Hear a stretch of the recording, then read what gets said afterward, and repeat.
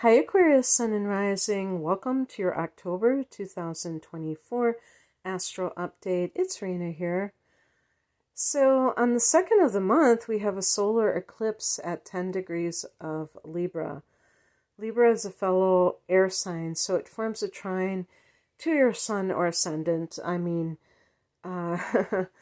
This is just a general reading, but even if it doesn't officially form a trine based on the degree of your sun or your ascendant, it still can be beneficial because it is in the same element.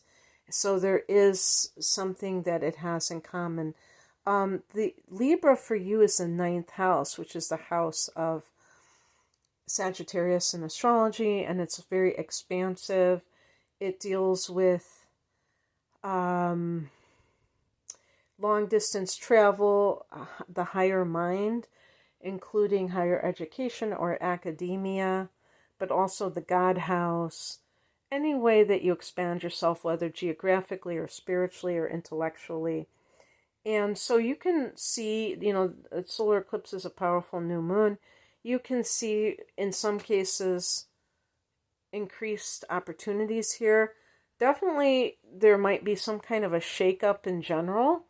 But this solar eclipse, even though it's forward moving, because it's associated, it's like a turbo new moon, it is also forming a conjunction with the transiting south node that is at 6 degrees of Libra. So this, if you are in those early degrees of sun or ascendant, that could mean that it's really, the south node is really bearing down on you. And you have to, it's like your karmic past and your comfort zone. It's really important to, when you are, faced with opportunities, do you choose the easy bet? Do you choose the thing that you feel like, oh yeah, I could do this in my sleep? And is that really the right thing? Because the 9th house, where this is occurring, is very expansive. It's a firehouse. So it's really about taking a risk and adventurous. So it emphasizes those things rather than, being overly cautious. So you have to take that into account, because if you believe that growth is the meaning of life, and the 9th house is about our philosophical framework, if you believe that in one way or the other, which I believe that that's what we're here for, then you're going to realize that those things that we are very comfortable with are things that keep us stagnant after a while, because we're not introducing new elements into our life. So just keep that in mind, because you may get a mixture of things that are, the tried and true and the new, even within the solar eclipse.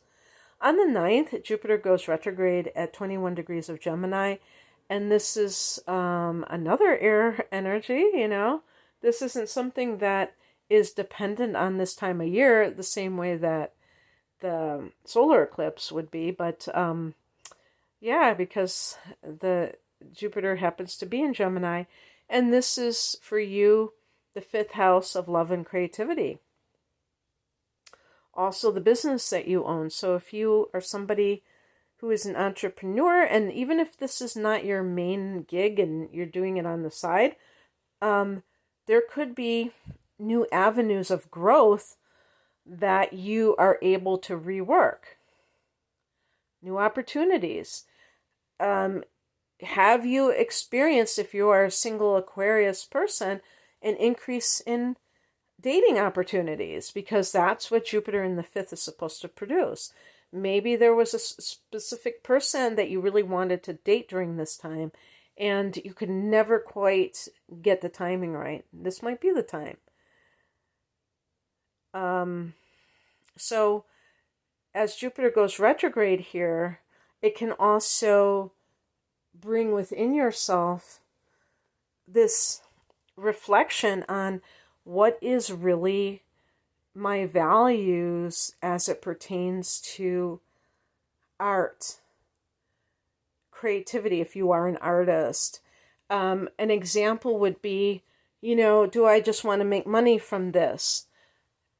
In other words, like sell out. Do I want to sell out? Or am I really true to what I'm doing and I don't want to water it down or I don't want to dumb it down? This is something that really means something to me. And nobody can really say, what is selling out to another person. Making something that's commercially viable is not necessarily selling out. It's really about your own personal ethics as it pertains to your belief system, as in terms of what art symbolizes to you.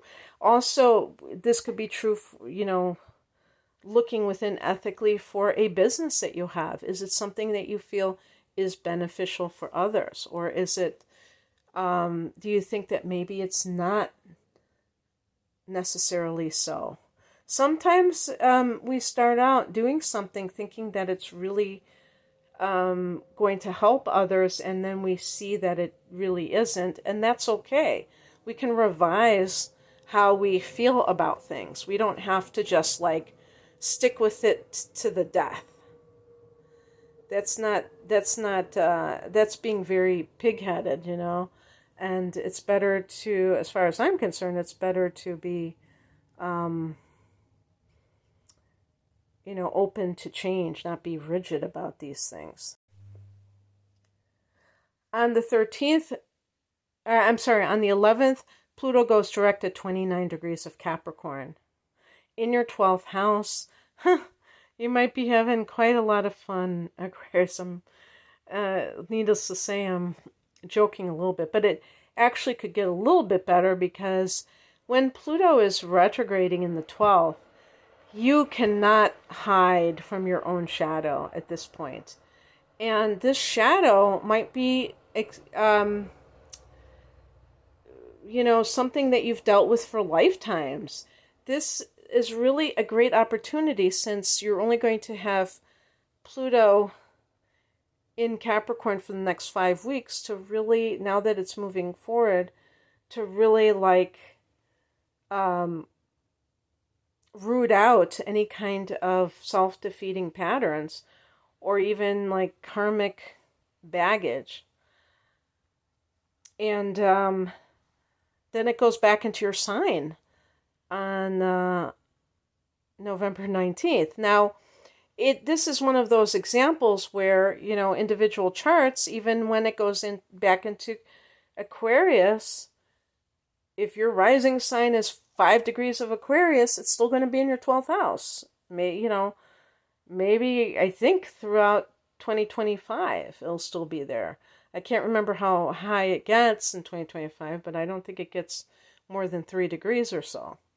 So, I'm not saying it's going to go out of your house for good, but it will eventually, right?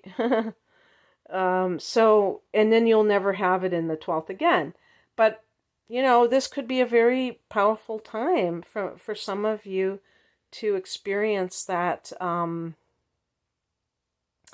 that ability to kind of purge all of these things that hold you back. And when Pluto goes into that first house, whenever that is for you, and for some of you, if you do have Aquarius at 0 degrees of, your rising sign at 0 degrees of Aquarius, 1, 2, or 3 degrees, yes, it will be going in the next however many months into that first house. So that will be a time of really stepping into your own power. And doing so as a result of all this deep cleansing, the shadow work. So keep that in mind. And now it shouldn't be so psychologically challenging now that Pluto is direct in the 12th. On the 13th, Mercury goes into Scorpio, and this for you is the 10th house of career. You could be speaking to people in a particular career. These are people in positions of authority. So maybe interviewing somewhere. You could be speaking in front of people, like public speaking for some reason. And maybe this is some kind of career that involves the mind or communication, whether it be teaching or journalism. I think with Scorpio, it would be probably like investigative journalism in particular, and that kind of thing. On the 17th, Venus goes into Sagittarius.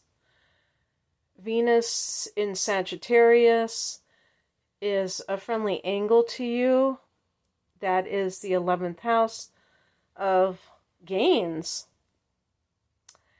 And that means that could be a time when you are getting a raise or making more money on the job. That might be something that in the next few weeks you will see this transpire. This could be finding love through your social networks. On the same day is a full moon at 24 degrees of Aries. Both of these fire signs sextile you, this one in the opposite direction. So this one is in the 3rd house. This is the house of siblings, aunts, uncles, cousins, like extended family members. You could find out news about one of them. In some cases, if there's other things going on, you might be like, you know what? I'm done with this. A Mercury in the 10th house can be talking to your father more than usual, and that could lead to maybe cutting ties with a sibling or finding out something about one of your siblings. But this is the house of the mind, so this could be that you have some kind of download that is revelatory. It reveals something really important for you, that you go, wow, I can't believe, okay, that makes a lot of sense, that, I'm putting 2 and 2 together here. And on the 22nd, the sun goes into Scorpio, so the sun goes into this 10th house of career. So you might have your emphasis, your mind, and your kind of the way that you're carrying yourself in a very kind of Capricornian, business-like manner, career-minded manner. So that might be, it's kind of preparing you for that new moon on the 1st of November in your house of career, Aquarius. So there you go. I hope that this resonated. If you would like a private reading, the link is below. Take care. Bye.